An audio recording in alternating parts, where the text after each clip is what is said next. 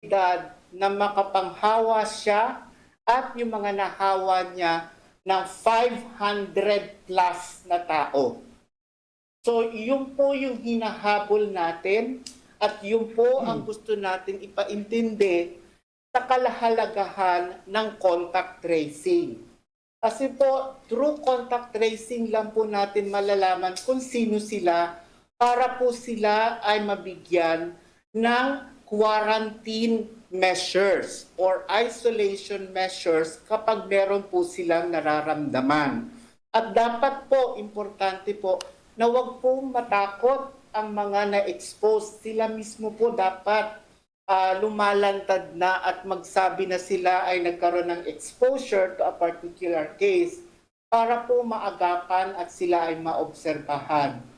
Ang gusto po namin i-underscore din dito sa Department of Health na for these particular concerns na may mga variants na po tayo sa Bicol, hindi po natin ini-encourage na kayo po ay mag-quarantine sa bahay o mag-isolate sa bahay dahil po dapat kayong bantayan, i-monitor at dapat mabigyan agad ng nararapat na medical assistance.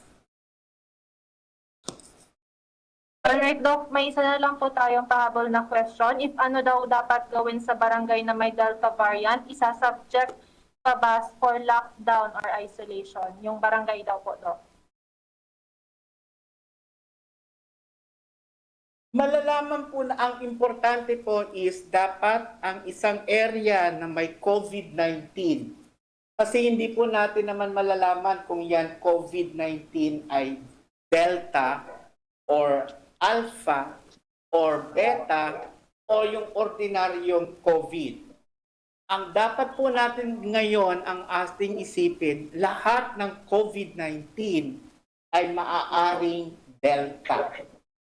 At dahil dito, dapat po ipatupad ng barangay ang maayos at tamang pagpo-contact trace. At yung mga contact ng kaso dapat po dalhin sa isang quarantine facility for observation at yung may mga sakit ay dalhin sa isolation facility. Wala po dapat exempted kahit na po kayo ay may kaya, dapat po sa quarantine facility. Alright, thank you. So now po, Doc, for your take-home message po for our media partners and sa lahat po na nakikinig at nanonood sa ating press conference for today. Alam na po natin, andito na po ang Delta variant sa atin. Na-mention po ng aming ERD sa aming reso na isa po ito sa mga pinakamabilis, makahawa at deadly po ito sa satuya. Tungunyan po ang samuyang gustong ipaabot sa sato mga kababayan, asin sato sa mga lokal na opisyales. So sinasabit na pong local health protocols pong simpleng bagay na ginigibo. Data po ito pagalingawan. Ano yan? Pagsulot ng mask, social distancing, nagugas kang kamot, hand hygiene, and kung di mo po kayo po ay magluwas, yan na po magluwas. Tara po nindo, kung umabot ini po sa sitwasyon na dumakol po ini, kung di po kamo nagsusunod kaya, pag dumakol po ining sitwasyon na digid, lumala ining COVID-19 ini, Delta variant. Nahalin po nindo sa nangyari sa India. Nahalin po nindo sa nangyari sa Indonesia. Nahalin po nindo sa nangyari dyan sa Cagayan de Oro. Nahalin po nindo sa nangyari dyan sa Cebu. Na nakapila na po ang mga tao sa luwas kan hospital. Tapos nakasulot duman sa oxygen. Gusto daw po nindo mangyari yan sa Satuya digdig. Aram ko habo po nindo. Ang kayo po na po, operasyon sa Satuya. Ikalawa po, sa to po mga LGU, i-institutionalize na po sa PDITR platform po na sinasabi po kan sa tuyang IATF. Nakulang bagay po ini, pag ini-institutionalize nindo, tinawag po ini nindo ni poder through what? A local executive order with budget, with personnel. Ini po ang programang dapat pinapatakbo mo niyan na COVID. Preventive aspects po, advocacy campaign, health education campaign, case detection, through swabbing, isolation po, and as much as possible, treatment. And vaccination po. Ini pong bagay na ini, hindi po kita mamaneuver po para ma-outflank na po si Delta virus. If we go po, kung anong ginigibutan mo niyan, na kung sa indo mo niya nadidipisilan ka mo, pag 10 untang beses po isakripisyo, magsakripisyo na po kita. Kesa po maubos ang Bicol, na magkaiba kay Delta variant. Hindi po, prangkahan lang ha. Dahil po kaya kang Bicol na health system na simbagon ang katugunan kung magka-Delta variant kita digdi. Dahil po kami nananakot, yan po ibase sa satuyang health facility analysis po na ginigibo po kang rehiyon. Dapat po magtarabangan po kita. Magdangog po kung ano ang dapat gigibuhon. Dahil na po magparatagas ang payo. Tangaram ko dako ng Bicolano matagason ng payo. Harabo magpubarakuna. Ngata, namimili ki bakuna. May gustong bakunang brand. Haliuna po yan sa ano, sa inyong pananaw. Pag mag-abot po ang bakuna, pabakuna tulo. Habo may paano, lumadan niya rin po kamo. Na kami po sa Department of Health, may hangganan lang po ang poder, may hangganan lang po ang samong serbisyo may tataw sa indo. Dahil po kaya kan Department of Health, boss. Dapat po 50% sa indo man, sa inisatibo, kami man 50% sa muya man. Parantay lang po kita magtarabangan. Siguro po nasasabutan ako. Ini po nag-press conference kami, kay Team Bicol na po ini, nakaulay nindo po. Ini kay Riba ko po digi, duwang epidemiologist po ini, trained sa Manila, trained sa abroad. Kaya po kung anong mga decisions ninda, mga matitibay po ini. They know what they are doing. Kaya kung ano po ang iluluwas ng mga datos po sa Indo, pakisunod na lang po. Abo may po mapaka-arot ang mga Bicolano. Ini po, reminder lang, data kakayanon po, data kakayanon kan health system, kung ang COVID na ining Delta variant, humagas ini sa to, magwagas ini sa Bicol. Kung bakit agabos niya. Ilang po ini gusto mong ipaabot sa Indo. Pagtarabangan po kita, pagkooperar. Bawasan po katagasan ng payo ha. Abuta po mangyari yan. Ng mga matagason ng payo at this point in time, bawal ang matagas na payo. Pag sumunod po sa mga katugunan ng Department of Health, mabalas po sa Indo. Alright, maraming salamat po RD, Dr. Ernie Vivera. Maraming salamat din po sa ating Assistant Regional Director, Dr. Ferchito Abilino, sa ating Regional Epidemiologist na si Dr. Aurora Teresa Daluro. So that ends po our emergency press conference. Maraming salamat po sa mga media partners natin na nag-attend and sa lahat din po na ating stakeholders and partners na nag-attend sa ating emergency press con. Okay. Mag-iingat Sige. po ang lahat at Mabalos tabi, DOH. O, kaya daw kasubago, tiga aditan na bago nagkaigwa ki emergency press con, may mga kula-kula na posibleng nakalaog na digdi sa tuya sa Delta.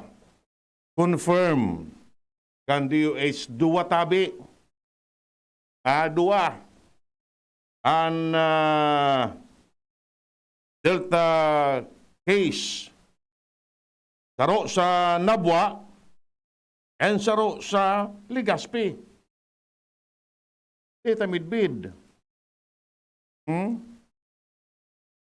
Teta midbid ini. Oh. Bata ang sabi baga ni Dr. Abilino, in a matter of how many minutes ito? 2 minutes. Kaulakit na times 8 times 8 times 8 times 8. Yung mo yan, Angela, ha? Pirang minuto sana, pirang oras sana, pwedeng ang sarong case, makaulakit kiwalo, suwalo, makaulakit kiwalo, suwalo, makaulakit kiwalo, kinyin to sa pwedeng abutan. Uyug-uyugo niya. Ay, nabuhay na eh. Ingat-ingat, Abiya, ingat-ingat kita ta. Paano kayan? Iguan na kita digdi. Dahil na magpararuluwas. Mga daiman. Ha? O sabi ba ni Dr. Vera, yung mga matagasang payo, magpabakuna na. Pangyari sa anoan. Yung mga sige panduro-duwa, namimili ki bakuna. Magpabarakuna na kamo. Maski rin dyan ang available. Yun na yan. Patudok na kamo. Taday taman naiilingin eh. Yo, alas 4:30 na po ang oras nagdi sa Bicol Target. Diretso na kita? O ikaw na, sige. An oras hatod sa Indokang. Paracetamol Biogesic. Sa sakit ng ulo at lagnat, piliin ang singgaling ng malakas na gamot at maingat magpagaling. Alagang Biogesic. Ingat! Sandig Light, 100 calories lang. Magaan sa tiyan. Drink responsibly. Coca-Cola. Sarap pag magkasama. Pakinggan natin ang aktual na testimonya ng isa sa mga natulong gumaling sa pag-inom ng Philnona Juice. 100% pure. Ako si Fatima Dixis ni Aguilar, sarong public school teacher sa Legazpi City. Nagkamati po ako kitrangkaso, kulugilawas, sipon at ubo. Pati man ang sakuyang agum na pulis na sarong frontliner at ang samuyang aki. Natakot kami at baka COVID na ang samuyang namatayan. After 2 days, napakainom min Philnona Juice, nagmaray na ang samuyang kamatayan at kuminusog tulos man ang samuyang resistensya. Grabing pagpapasalamat mi, lalong-lalo na sa sakuyang Diyos. Na narahay kami tulos kan samuyang kamatayan. Philnona Juice at Philnona Capsule. Subok na at epektibo pa. Mabibili na sa inyong mga suki-butika. No approved therapeutic claims. Daddy, malapit na ang pasukan. Kailangan ko po ng laptop. Mag-online classes po kami. Walang problema, anak. Magbihis ka na. Pupunta tayo ngayon din sa Albay Computer Electronic Supplies and Repair. Talaga, Dad? Kompleto ba sa computer accessories ang Aces? Yes na yes, anak. Brand new at dekalidad ang laptop, desktop, printer, gaming gears, gaming desktop with gaming chairs, cellphones, CCTV installation ang Aces. Ang presyo abot kaya natin at may cash discount pa. Hindi lang yan. Ang Aces ay authorized service center din ng Asus, Brother, Epson, Lenovo at Sharp Copier. Lastly, pwede ang loan sa kanila. Anong pinag-uusapan nyo mag-ama dyan? Itong anak mo, ibibili ko ng laptop sa Aces. Kailangan daw sa school. Love, dagdagan mo pa na isang desktop computer. Work from home din ako, diba? Ha?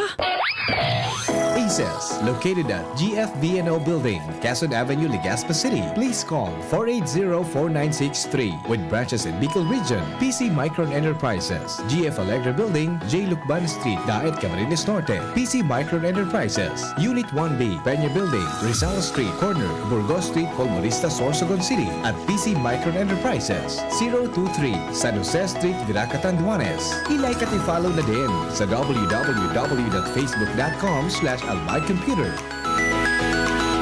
Inihahandog ng Goldshine Pharmaceuticals Incorporated ang Magkape at Magkamilyon sa Jim's Coffee Raffle Promo. Ang isang entry ay dapat may kalakip na 5 sachets. Any combination ng alingmang Jim's Coffee product. Ang mga proof of purchase na ilalakip ay dapat may expiry year na 2021 onwards. Ilagay sa puting sobre kasama ang pangalan, edad, kumpletong address, contact number, firma. Kung anong Jim's Coffee variant ang inilakip, ang pangalan ng tindahan kung saan binili ang Jim's Coffee at ang promo title. Ihulog ang mga entries sa mga partner outlets nationwide. Magkakaroon ng preliminary draw kung saan 6 ang pwedeng manalo ng 100,000 pesos at 27,000 pesos sa bawat partner outlet. Ang grand draw ay sa December 22, 2021 kung saan isa ang maswerteng mananalo ng 1 milyong piso. 1 million pesos. Ang kanyang partner outlet ay magkakamit ng 100,000 pesos. Mayroon ding 27 winners ng 27,000 pesos each. Magkape at magkamilyon sa Jim's Coffee Raffle Promo. See posters and print ads for more details. Promo period is from April 9 to December 5, 2001. Per DOH FDA CFRR permit number 0133 series of 2001.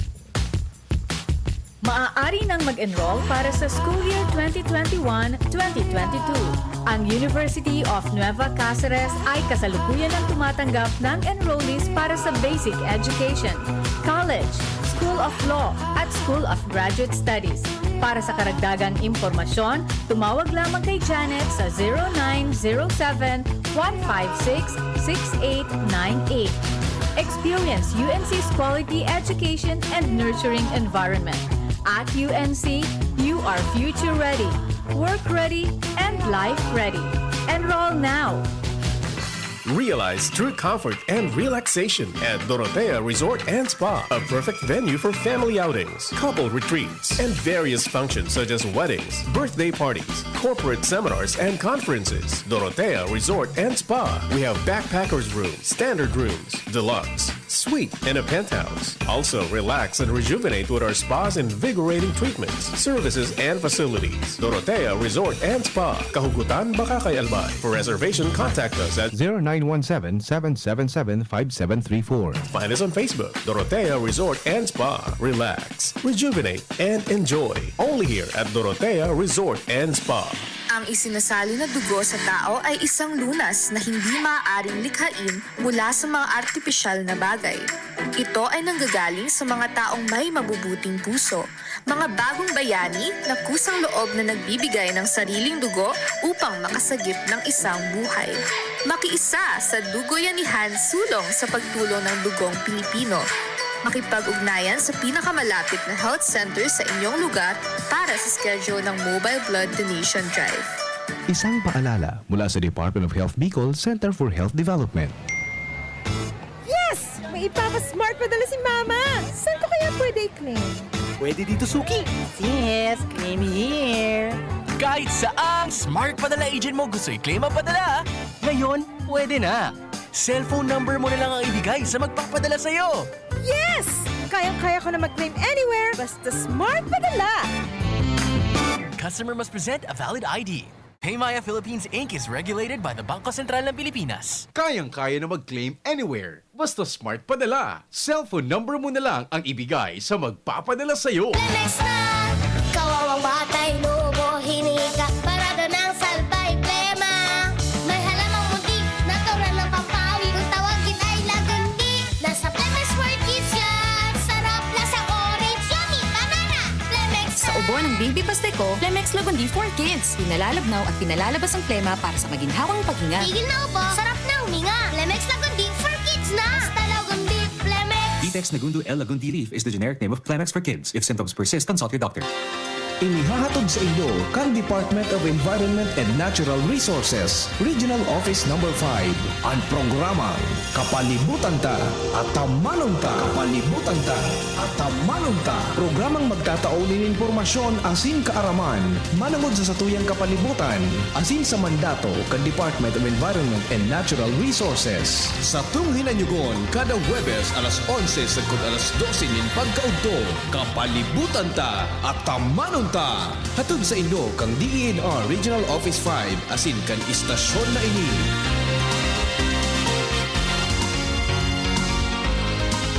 Inihahandog ng Goldshine Pharmaceuticals Incorporated ang Magkape at Magkamilyon sa Jim's Coffee Raffle Promo. Ang isang entry ay dapat may kalakip na 5 sachets, any combination ng alingmang Jim's Coffee product. Ang mga proof of purchase na ilalakip ay dapat may expiry year na 2021 onwards. Ilagay sa puting sobre kasama ang pangalan, edad, kompletong address, contact number, firma, kung anong Jim's Coffee variant ang inilakip, ang pangalan ng tindahan kung saan binili ang Jim's Coffee at ang promo title. Ihulog ang mga entries sa mga partner outlets nationwide. Magkakaroon ng preliminary draw kung saan 6 ang pwedeng manalo ng 100,000 pesos at 27,000 pesos sa bawat partner outlet. Ang grand draw ay sa December 22, 2021 kung saan isa ang maswerteng mananalo ng 1 milyong piso. 1 million pesos. Ang kanyang partner outlet ay magkakamit ng 100,000 pesos. Mayroon ding 27 winners ng 27,000 pesos each. Magkape at magkamilyon sa Jim's Coffee Raffle Promo. See posters and print ads for more details. Promo period is from April 9 to December 5, 2001. Per DOH FDA CFRR permit number 0133 series of 2001.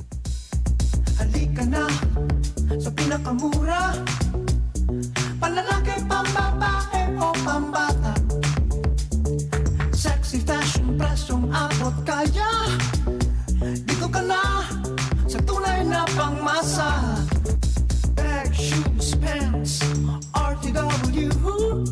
Dito na sa home, marami ang matitipid mo. Budget ay sapat sa bilihing mura. Dito na tayo sa tunay na pangmasa. Home Enterprises, the cheapest in town. Home Enterprises. Abangan sa Radyo DZGB ang programang Usapang Consumer at Negosyo. Programang magtataunin kasimbagan sa saindong mga kahapotan tungkol sa pagninegosyo. Magdadara ning kadagdagang impormasyon mapadapit sa mga diretsyon ning mga konsumidor asin mga giya kung paano maging mga responsableng parabakan. Usapang Consumer at Negosyo. Mataon pagnibid sa mga matrayumpong negosyante asin sa mga establishmento di negosyo na may marhayin na kontribusyon sa komunidad. Usapang Consumer at Negosyo. Madadagog na kada ikatulo asin ultimong biyernes kan bulan alas 11 nin aga sagod alas 12 nin udto sa laog kan programa Aramon Yato. Usapang Consumer at Negosyo. Ihahatod sa indog kan Department of Trade and Industry Region 5 asin kan DZGB. Usapang Consumer at Negosyo. Abangan.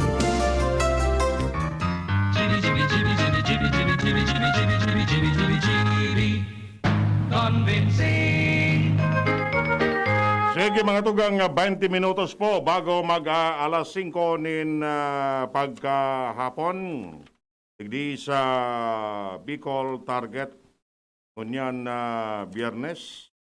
Nabigla kita ka itong pahayag ka na DOH. Yan. Di man pigsabi ugaring mga ipagngod. So gender ka itong so nag-positive. Halo, lagi sa Legaspi. Yo, lalaki to o babae. That minsan ano man ang titago man. Okay, sige, dugang kita ng istorya ulit dyan sa luwas. Nasa linya si LBB. LBB, are you there? Yes, tabi Direk Edwin. Very good ka rin. Very smart ka nang ngunyan. Smart ka nang maringon yan. Mag-respondi. Globe ako ngunyan. Globe ka. Oo, makuman ako smart. Kabagay, bako ka man talaga smart na atrasado. Anong atrasado? Wala. Ay, yan, diyan ka nasa sala. Nariraw. Diyan ka nasa sala. Yain. May ebidensya na. Ata baya. Anong ebidensya? Isabi ko sa imo. Anong ebidensya? Aday na mo na pagtara mo. Aday na. O, day na. Kung day man sana, bay na. Ay, gwapa. Aday mo nga ni pagpara si Bulon. Baka throwback naman yan. Grabe naman ta may throwback. Wara. Ilan na sana? Iyo baga. Okay, go. Roger Tabi, Direk Edwin, sa mga dagdag pang bareta, may connection dyan sa emergency announcement ka na Department of Health. Naging maharang ang pagtaram ni Regional Director Dr. N. Rivera ka na Department of Health na dapat nanggad magsunod na sa minimum health protocols. Kumbaga Tabi, Direk Edwin, kulang na sa nataramon ni Regional Director Vera na kaya nagkaigwanin mga siring na bagay na nagkaigwanan ni na Delta variant sa palibot dahilan kan na daipagsurunod kan iba sa minimum public health standards. Susog sa ipinag-gaon ng bita ni Vera sa press conference ko niya na pagkahapon, nagkasiribot na publiko dahilan ta pinag-aalat-alat na nga ni Tabi Direk Edwin na talagang magkakaigwanan nin anunsyo may kinaraman digdi. Ngunyan Tabi Direk Edwin, bago mo iniris sa press conference, may nainot ng pahayag si Dr. Ernie Vera may kinaraman sa siring na bagay. Nangugunta niya ito Tabi Direk Edwin tangani na nga masabutan kan publiko ang iba pang impormasyon may kinaraman sa indang ipinag-anunsyo na kung sa induwa ng Delta variant ang luminaog sa Kabikulan. COVID-19 variants of concern in Bicol region. The UH Bicol urges to practice the solution and to get vaccinated. Yan po ang sabong gustong ipaabot sa inyo. The Department of Health Bicol, Center of Health Development reports that cases of COVID-19 Delta variant. This is based on the genomic sequencing result from the Philippine Genome Center received by the Bicol Regional Epidemiology and Surveillance Unit on August 5, 2021. 11 cases of UK variant, Alpha, and 22 cases of the South African variant, known as the Delta variant, known as the Beta variant. were first reported last July 20, 2021. 2 local cases of Indian variant or the Delta variant were tagged to Bicol yesterday, August 5, 2021. Another 1 case of Delta variant was reported from a returning overseas Filipino. A total of 35 Bicolanos are confirmed for the COVID-19 variants of concern. For the Alpha variant, reported July 21, 2021. Camarines Sur, we have 7. Iriga City, 1. Naga City, 1. Masbate City, 1.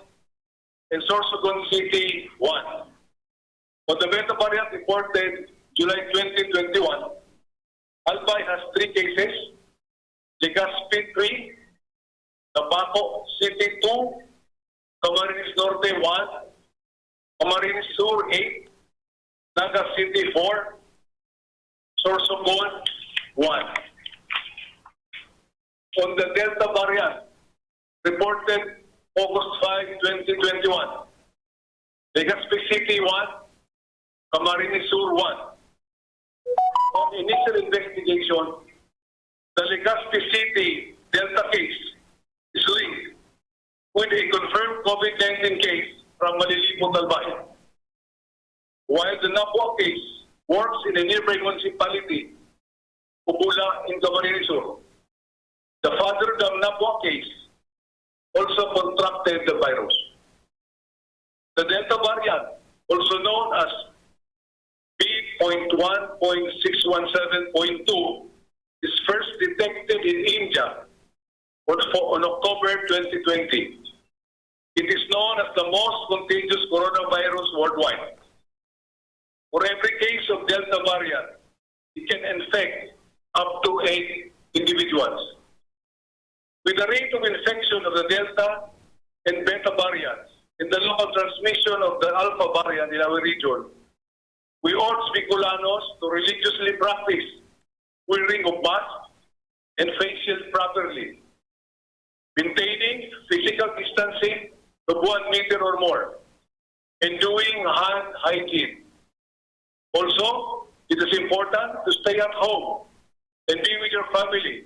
Refrain from attending all forms of social gatherings and avoid poorly ventilated rooms. The Department of Health Center for Health Development Bicol appeals to public immediately to isolate when sick, wear mask, and seek immediate medical examination or consultation. On top of these interventions, it is vital to get oneself vaccinated against COVID-19. Health workers, senior citizens, and persons with comorbidities must receive their COVID-19 vaccines to protect themselves and their loved ones from severe forms of COVID-19. Roger, sa yan tabi, Direk Edwin, so inot na naging pahayag, dinitalye ni Regional Director Dr. Enivera na Department of Health at may kinaaraman sa mga nagluluwasan na mga variant cases sa Bicolan. Grabe pala ni tabi, Direk Edwin, kaya ang pinag-unambitan mga kasubago ni Assistant Regional Director Dr. Chito Abilino na dapat pakusugon ang contact tracing as in pag-obserbar siyempre sa minimum health protocols tayo man sa natabi ni Edwin na makakasalbar pati ang pagpapabakuna tangani ng dai masyadong matamaan kan rara kaining Delta variant. Marangata, nagkusog ko na kibuot. Ano? Nagkusog na subuot mo na magpabakuna na. Siyempre. Oo. Maski, ano nga rin kaya, hindi pa nabakunahan, pirmado na sa papel. Aday ka kan magparataram direk. Tayo nagpapakuna magiraraya to. Ayo, siyempre. Hindi mong pwedeng dae. Ano? Hindi mong pwedeng dae. Ano nga rin ka, ano yan ang bawal baga na. Tami pirmado na sa papel mo, hindi ka pa nagbabakuna. O kaya nga ni. Sige na sa balik-balik mo kung siyang kamado man. Roger. Yan na.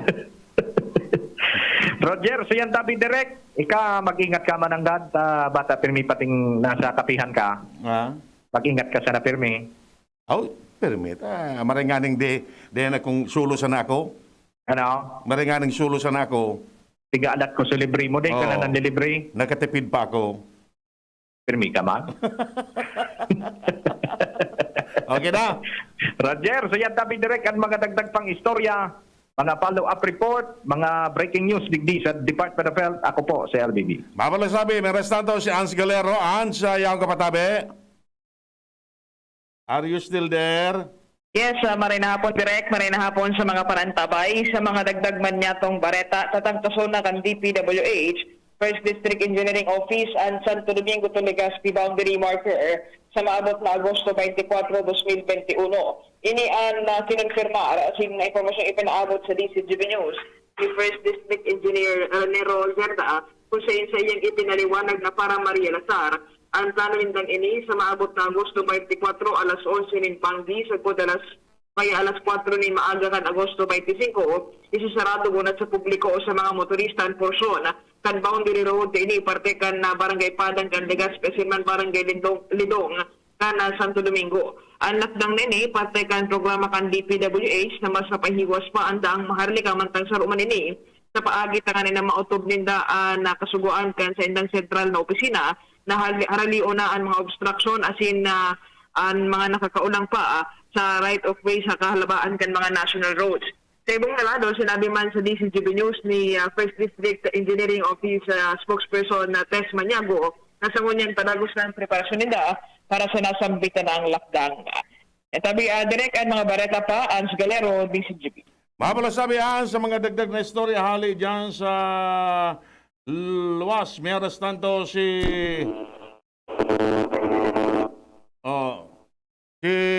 Jimmy Nasolita. May dagdag ba na istorya? Jim, kamen.